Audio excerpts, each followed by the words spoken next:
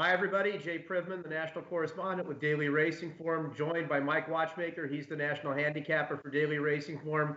And Mike, it's the end of the Derby watch for 2018 because the Kentucky Derby will be drawn by this time next week. The draw is on Tuesday. So we thought that today, 10 days out from the Kentucky Derby, it might be smart to go back and look at the races that we thought were the most impactful heading into this year's Derby. So let's start with the Santa Anita Derby, since the winner is the horse that you currently have as the favorite for the Derby. Why don't you take it away and talk about Justify?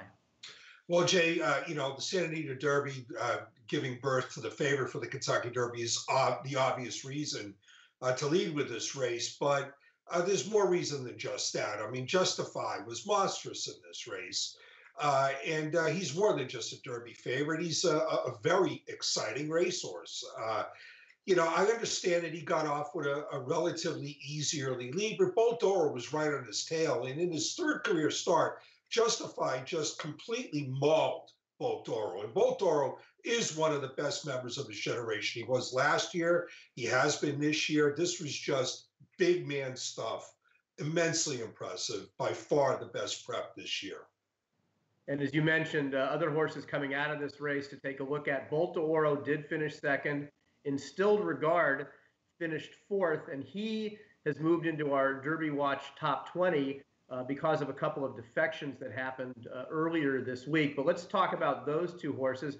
I'll start with Bolt d'Oro, Mike. I thought he ran a good race in this race. He was in a chasing position the whole race behind a loose on the lead leader, and he made a couple of runs at Justify. Now, he was second best on the day. There's no question about that.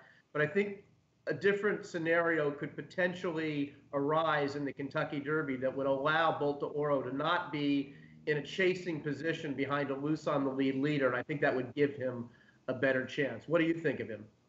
Well, I have immense respect for Bolt d'Oro. I mean, I don't know that he's necessarily a horse who's a deep closer.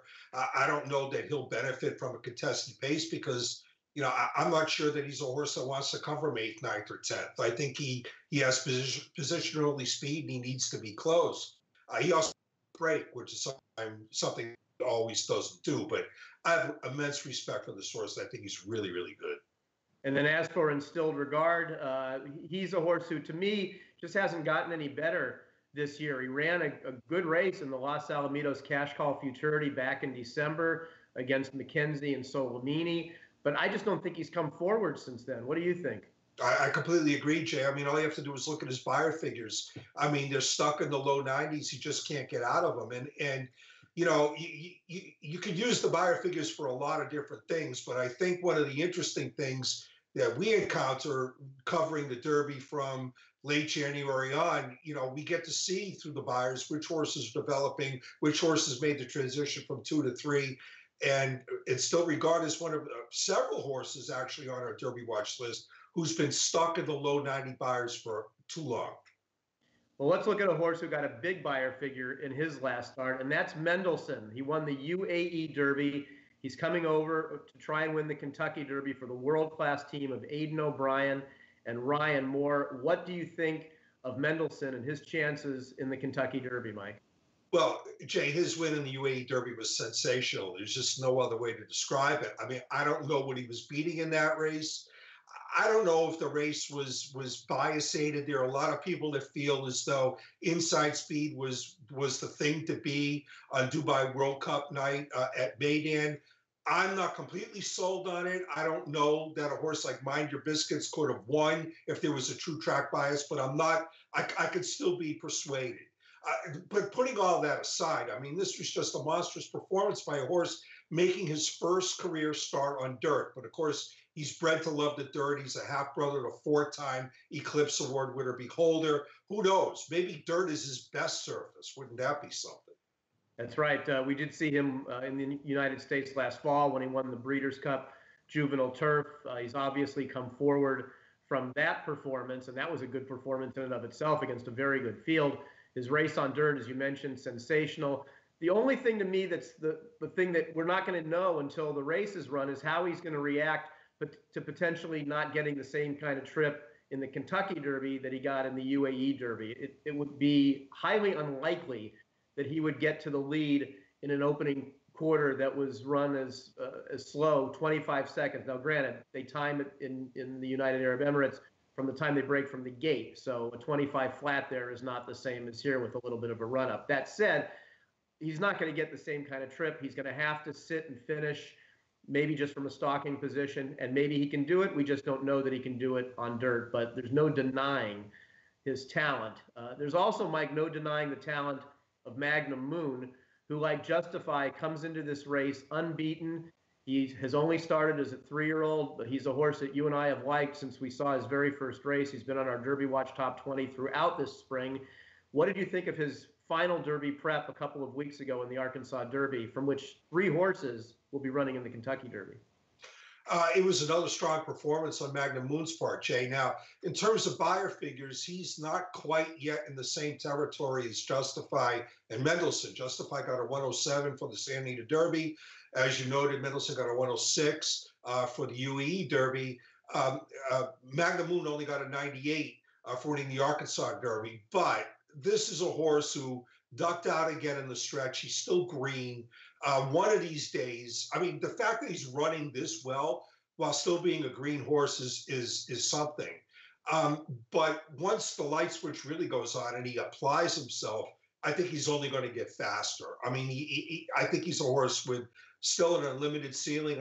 I've been fond of saying all spring that he's the outside of California version of Justify, and I think he is. I think he's a very, very serious win threat in this Derby.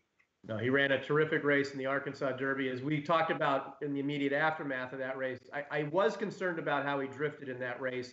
He did it a little bit in the Rebel. I thought it was more pronounced in this race. He's not going to be able to get away with that in the Kentucky Derby against what's shaping up as an extremely strong field. But I'm with you. He is certainly a threat to win this race. And Mike, there's a couple other horses coming out of the Arkansas Derby. Quip is out of the race. He finished second.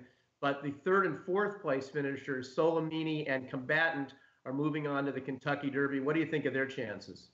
Well, Solomini is in still regard. I mean, he's another horse that's stuck in the low 90 buyer speed figure range. He hasn't improved. I mean, ironically, he and in still regard kind of mixed it up in the Los Alamitos Futurity last December. The problem is they haven't gone anywhere in the 5 months since. You know, Solomini's a grinder. Maybe, you know, if things break perfectly for him, maybe he can get a tiny piece in the Kentucky Derby, but he has to improve to be a real win threat. As for Combatant, Jay, you've noted that he seems to have trouble finishing off his races. I agree with that. And he also really hasn't moved anywhere in terms of buyer figures. You know, this is a funny kind of group. You've mentioned that this is a very strong Derby field, and at the top it really is. But then we've got a secondary group of horses that just seem to have not improved in any way, shape, or form in their form. There are like 5 or 6 or 7 of those horses, and Combatant is one of them. Well, it looks like, per usual, we will have a field of 20+ entered in the Kentucky Derby. Now, entries for the Derby and post positions will be drawn all next Tuesday at 11 o'clock Eastern Time. So make sure you're right here at drf.com for all the latest in terms of videos and editorial coverage. We'll have a number of people on site for the Kentucky Derby, all the best video, all the best coverage as well, right here at drf.com. Thanks for joining Mike and I on this road throughout the spring on the Derby Watch, our 20th season together. For Mike Watchmaker, I'm Jay Privman. Thanks for watching.